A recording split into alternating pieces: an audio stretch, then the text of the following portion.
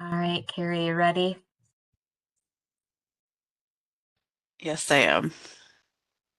Well, good afternoon, everyone, and welcome to Public Health's virtual education series, wazooki Family Conversations. I'm Renelle, public health nurse, joined by Karie Decorah, public health worker supervisor, who will help me moderate today's session. The goal of the series is to gather, learn, and share about Ho-Chunk culture, resources, services, and the connection to health. In public health, we focus on prevention, promotion, and the protection of the health and well-being of our communities. Health and well-being are rooted in many aspects of our lives, from our physical body, our mental health, our spirit, and the environment we live in, and much more. During these sessions, we will explore topics that can impact our health and well-being. Together, we will learn about tools and resources to improve our health and the health of our communities. Today, we're joined by Karie Decorah to talk about hostopi and Winigay She Recovers Support Day programming. We'll have about 45 minutes for her presentation, followed by Q&A. Please use the chat function to enter any comments or questions for our presenter. Jamie and I will monitor the chat throughout the presentation. You can also come off mute at any time during the presentation to offer comments or ask questions. Any questions that we don't have time for, we will forward to Karie and email the responses back to the group. This session is being recorded and will be posted on the Department of Health website and our Facebook page. Everyone, please welcome Karie.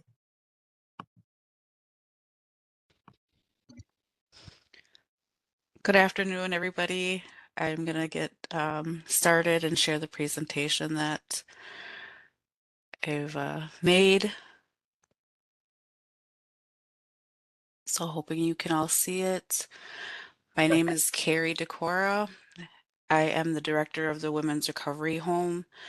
Been here since end of May 2025 and still feeling very new and still have a lot to learn. So hostopi hoci is the name of the women's recovery home. And then Weenie Gay, She Recovers Support Day programming is currently what's taking place at the women's recovery home. Um, I'll just go on to the next slide.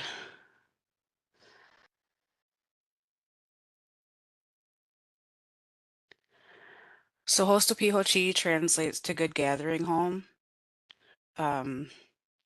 What ago it started out as a peer run respite home and it was the first in Wisconsin. It has 8 beds. We're located in Black River Falls.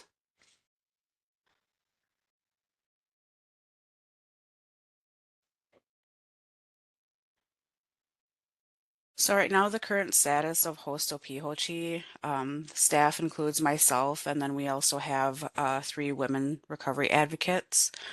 Right now, the house currently isn't operating. We're on reduced hours due to staffing limitations.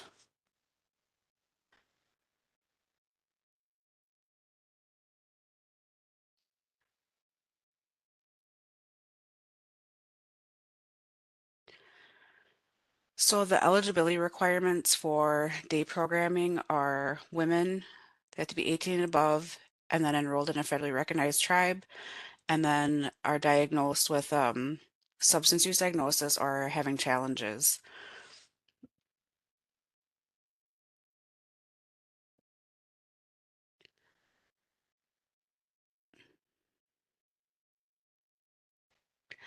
So we have been open Monday through Friday um, since we started. Um, I will be out on leave soon here, so we cut it down to Monday through Thursday from 9 a.m. to 3:30.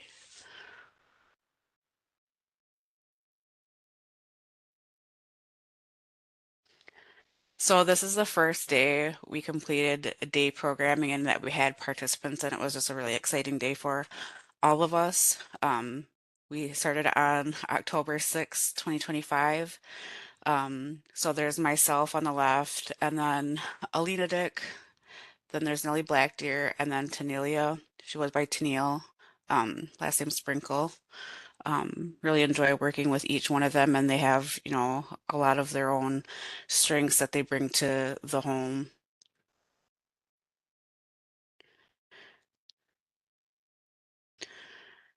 So I think this slide is probably like the biggest talking piece, or like if you guys want to jump in and ask questions about any one of the things that we offer. So this is um, pretty much the programming, what it's going to include um, throughout the year, a typical week. We do smart recovery on Monday mornings usually. Um, Tuesdays and Thursdays, our fatherhood and motherhood is sacred. We just got done finishing the last session for that actually yesterday. Um, and then, so we have four um, curriculums that will be completed throughout the year. So fatherhood and motherhood is sacred being one of them, that we just completed. Um, Mending broken hearts, mothers of tradition, and then positive Indian parenting. So those will rotate throughout the year. Um, we do Wellbriety on Wednesday mornings. They either have a meeting, otherwise we also have workbooks that can be worked through with the ladies that come there. And then on Fridays, we rotate between Alcoholics Anonymous and Narcotics Anonymous. And then um, morning meditations, that's an everyday thing that's offered in the morning. And then in the afternoons, it's kind of leisure time, plan physical activities or crafting, something to keep them busy or new skills that they want to learn or have questions about. Um, so does anybody have questions about the day programming? Yeah, Karie, do women need to like sign up to be a part of programming, or can they just show up to the house and request help? So we've kept it to be limited to behavioral health clientele. Um, just like getting started, but we've, began spreading the word and letting other people make, referrals or just kind of like word of mouth or, um, yeah.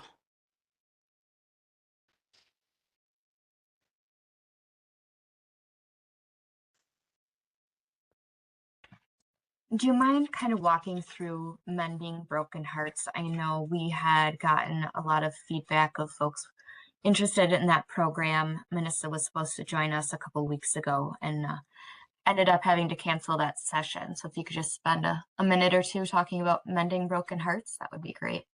Okay, yeah. So I know Melissa and a few other behavioral health staff had hosted one in Black River Falls, and that went over really well. And I believe they did another one in Baraboo, and also I think already have another one scheduled to come up again. But Mending Broken Hearts is brought to us by White Bison, and it's a culturally based, native-led 12-week program um, to heal unresolved grief, loss, and then intergenerational trauma. Um, they do a lot of healing circles within the curriculum, the format. Um, yeah. Um, it goes into, the historical trauma, including like the boarding school eras, and um, so its aim is, fostering sobriety and wellness. Yeah. I did put the link into White Bison's website in the chat if anyone wants to look deeper at that. And then Amy puts in the chat, can you also talk about what smart recovery is? Yeah. So, SMART is an acronym. It stands for self-management and recovery training. Um, it uses CBT, which is cognitive behavioral therapy, and then also rational emotive behavioral therapy. Um, but it is more like a skill-based, and it's not. I see some similarities to like the 12 step, but it's not. Um, they have their similarities and their differences, but it's more like a giving skills kind of group, and they're able to give a feedback to each other. And um, yeah, I really it has a lot of good activities.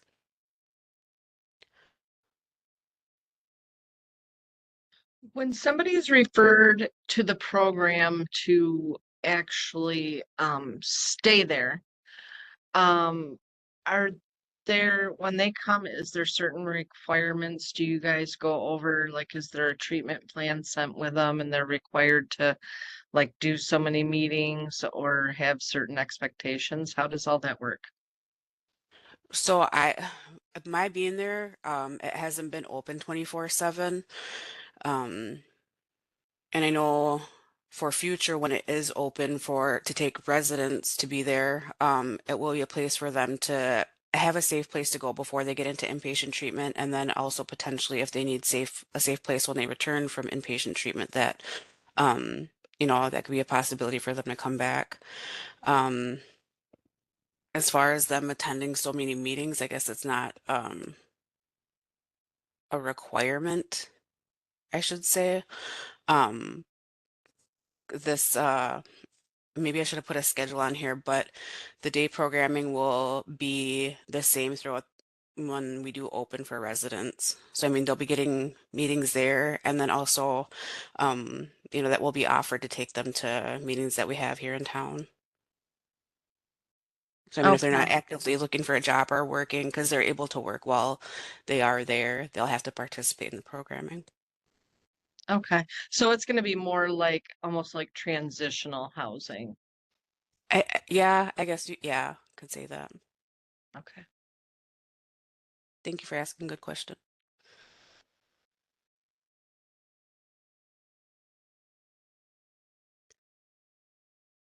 Any other questions for Karie about programming?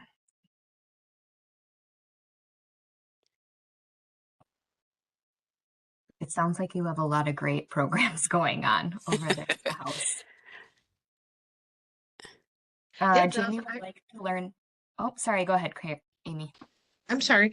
I wanted to go back. I don't know if it was the previous slide or the one before that when you talked about people that like what are the qualifications for them to be able to come there. And part of the slide talked about substance use disorders or challenges.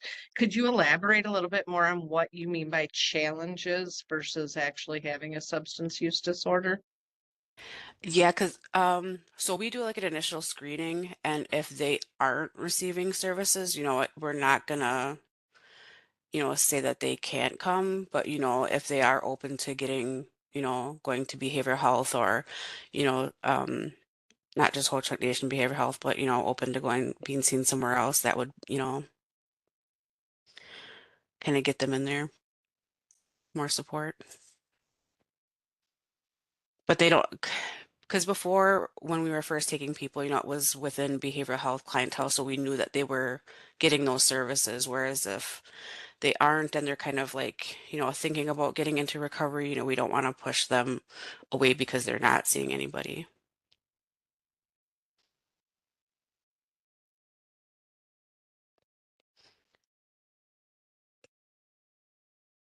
And then Carrie, Jamie put in the chat she'd like to learn about positive Indian parenting. Okay, so I myself have not had a chance to facilitate this yet. So I did some prepping on my end yet, but it's an 8-week curriculum. Um, So it helps American Indian Alaska Native parents strengthen their families by blending traditional, culturally rooted child rearing practices with modern parenting skills. It addresses historical trauma, promotes cultural resilience, and offers tools for positive child development. And one thing I thought that was really interesting with this one is there's a lot of storytelling, so I thought that was pretty neat. I'm looking forward to being able to facilitate that one.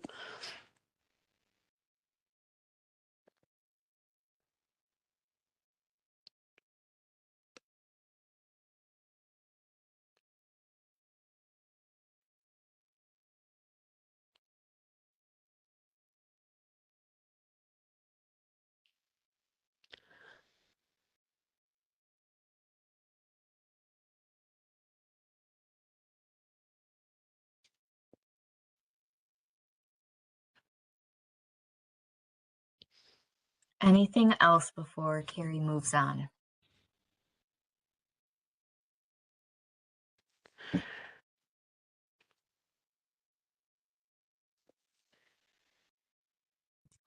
Amy asks, when you have the Alcoholics or Narcotics Anonymous meetings, is it only for those at the house or can community members attend as well? I'll say women can attend.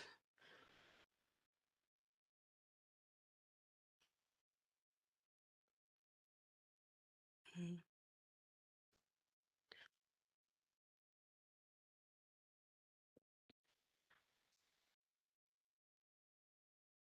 And eventually we like want to start adding more and more things. So I mean, it would be nice to have like speakers come in and share their recovery stories.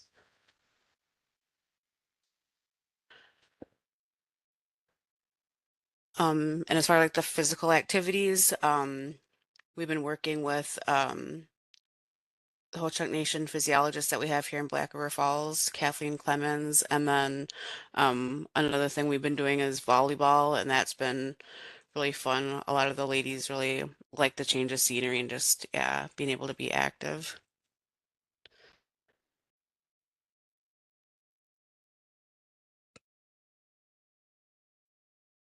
So I think I'll move on to the next slide. Um, we do provide breakfast and lunch. Um, we've had cooking classes. We've had a couple so far, in collaboration with the Whole Chunk Nation nutritionist. Okay, so there was a question.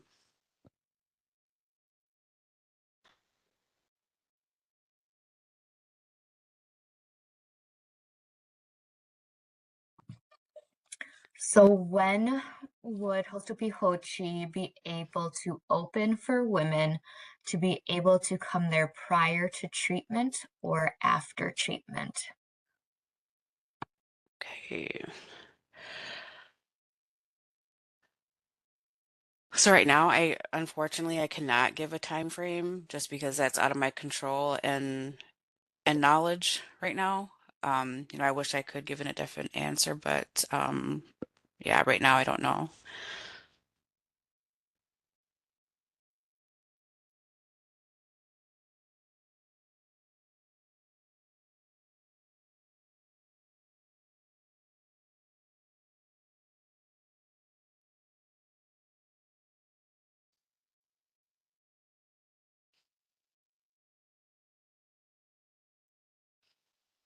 Okay.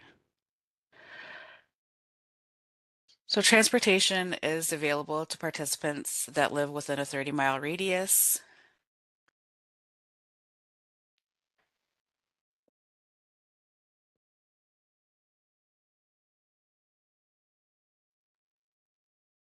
Leah put in the chat, when are the AANA meetings held and are those offered in other Ho Chunk communities? I can't speak for other communities, but over at hostopi hochi, they are Fridays at 9:45 a.m. I think Danny Miller down in Baraboo hosts some AANA meetings. I can reach out to her, Leah, and see if she can give me more information. That's something you're interested in.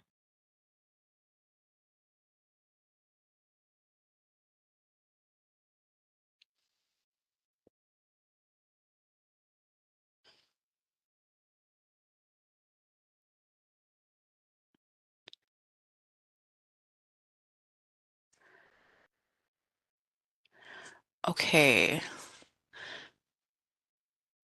So what are the questions to think over? Why is this important to the Ho-Chunk Nation? These programs strengthen our Ho-Chunk community by supporting healing, prevention, and recovery that uplift individuals, families, and future generations.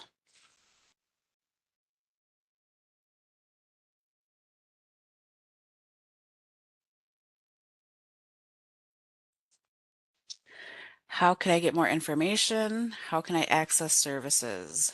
So there's the number there to host OPHOCHI 715-284-0764. Otherwise, you can email myself, Karie.Decorah2 at wholechunk.com.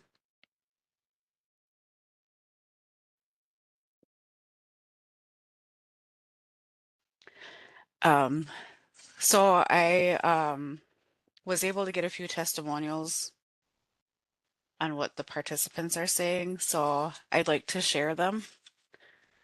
Um, Asking what the benefits are that they've received from attending day programming. The first one is I moved here a few months ago and came here every day and come here every day. It's exciting, exactly what I need, and the staff is absolutely amazing.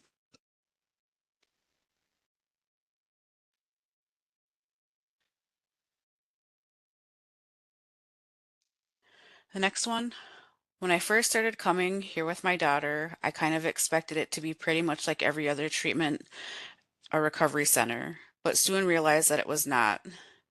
It not only touched on all the same important issues, but it incorporated our native ways. The staff here is so amazing. I love the journey.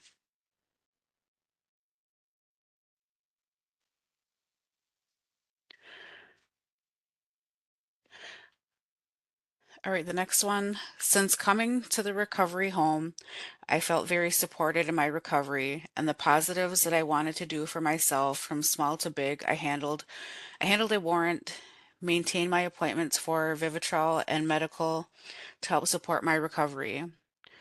The groups of talking circles, AA, NA, Wellbriety have been so beneficial, and I have the other attendees. This place is like a safe place for healing and even better others are very aware and helpful to support recovery.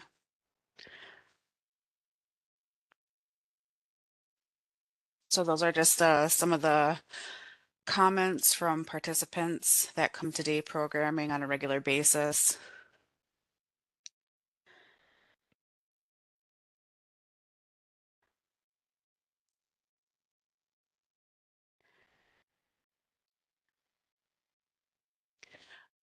So that's pretty much the end of my presentation. I thought it was going to be a little bit longer than that. I'm sorry. Well, that was great. Thank you, Karie.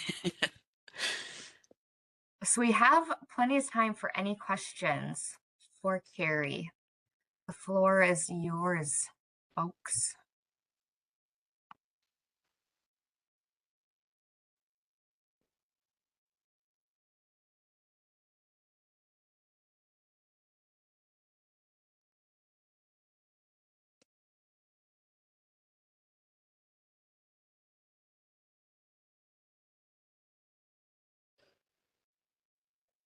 Karie, do you know if there's any plans in the future to incorporate our our male relatives into Wellbriety and programming? I don't. Not that behavioral health is. I mean, that's a great, great idea and it's very much needed. But yeah, behavioral health doesn't have anything in the works that I'm aware of.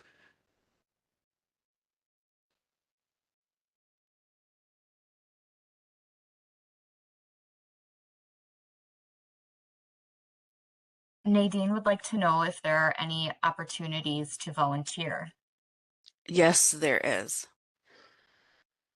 Um, it would be nice to have anybody come over and share their skills, whether it be learning how to cook something, a craft, um, yeah, some kind of physical activity. I mean, I'd be open for language. I feel like the possibilities are endless, some kind of physical activity. Yeah, that would be awesome. I will send an email to connect you to so you don't get lost.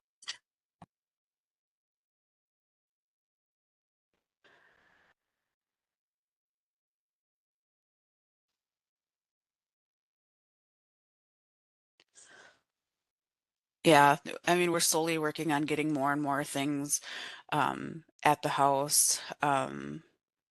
We did have something scheduled recently with clan mothers, but I know it's been really cold out and yeah, didn't want them to be out in the cold with the temperatures the way they've been.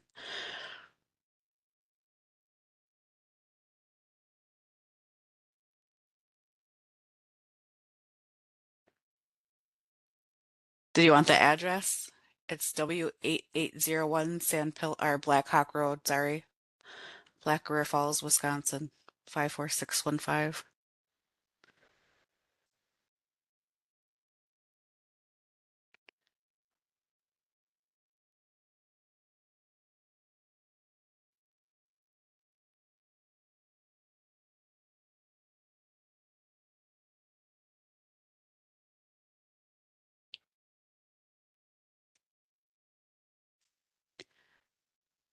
I believe so.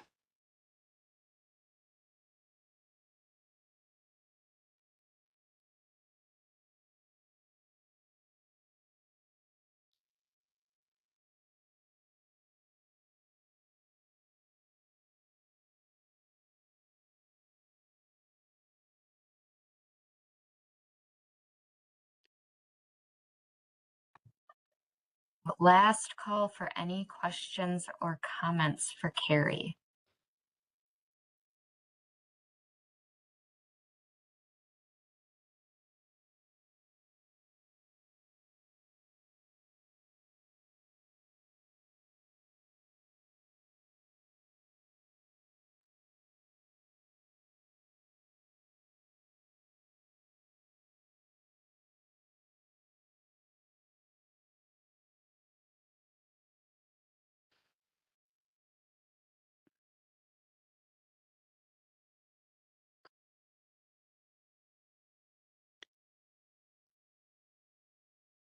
Well, hearing no questions and nothing in the chat, we can wrap up. Pinagigi Karie, thank you so much for joining us today. It sounds like you are doing some amazing work to help support the recovery and wellness of our female relatives. And thank you everyone for joining us today. As a reminder, this session is recorded and will be available on the Department of Health website and our Facebook page. We look forward to seeing you at our next session next week, Wednesday, February 4th. It will be a hybrid session. Curtis Redbird is coming back to join us. We will be at D1CC upstairs in room 204. And Curtis will be talking to us about tribal identity. You can use the same link as today to join all future sessions. And like I said, the session with Curtis will be online as well. To add the recurring WebEx link to your calendar, you can email Jamie and I, and we will forward you the invite. We also want to hear from you. We ask that you please take a few minutes to complete our feedback survey. I put our Jamie and my email addresses and the link to that survey in the chat. You can also reach out to Jamie and I with any feedback.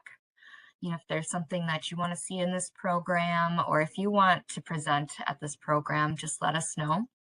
We appreciate all of you for joining us today, and have a good rest of your Wednesday. Thank you.